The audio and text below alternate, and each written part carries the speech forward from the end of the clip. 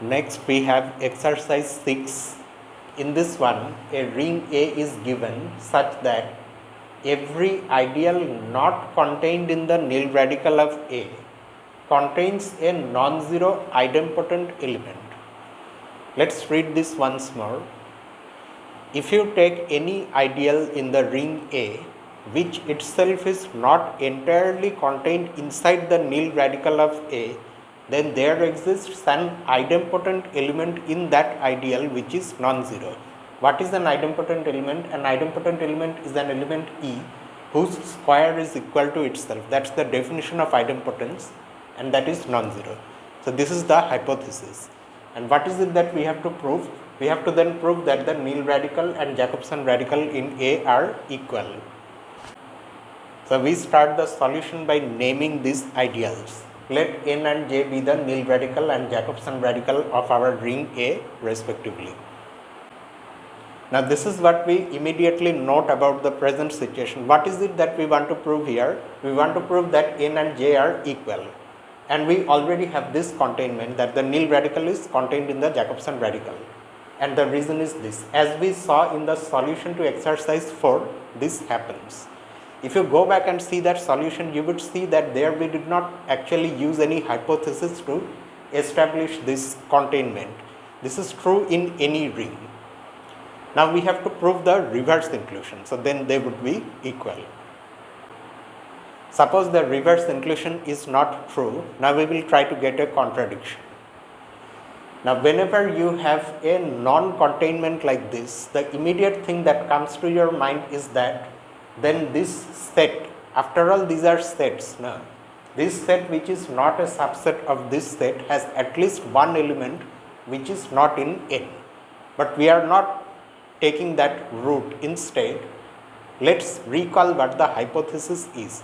The hypothesis says that if you have an ideal, any ideal in the ring which is not entirely contained, that is, it's not a subset of the nil radical, then there exists at least one non-zero idempotent element in that ideal. In this case, that ideal can be taken as J. The Jacobson radical is an ideal, we already know that, and this supposition has made it not a subset of N. So by our hypothesis, there exists a non-zero idempotent element in J. Idempotent means E squared is equal to E. And now we recall proposition 1-9, which characterizes the elements that we have in a Jacobson radical. Because E is after all coming from the Jacobson radical, so by this proposition, you consider the element 1 minus E squared. What does this proposition say? It says that an element in the ring is in Jacobson radical if and only if 1 minus that element times any ring element is a unit. E is coming from the Jacobson radical, so 1 minus E times any ring element would be a unit. In particular, 1 minus E squared would also be a unit. We have given it a name U. Here the colon indicates that we are defining something.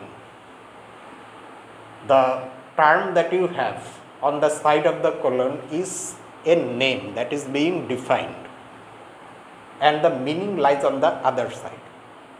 U means 1 minus E squared. So 1 minus E squared is also a unit, but E squared is E, so 1 minus E is a unit in A.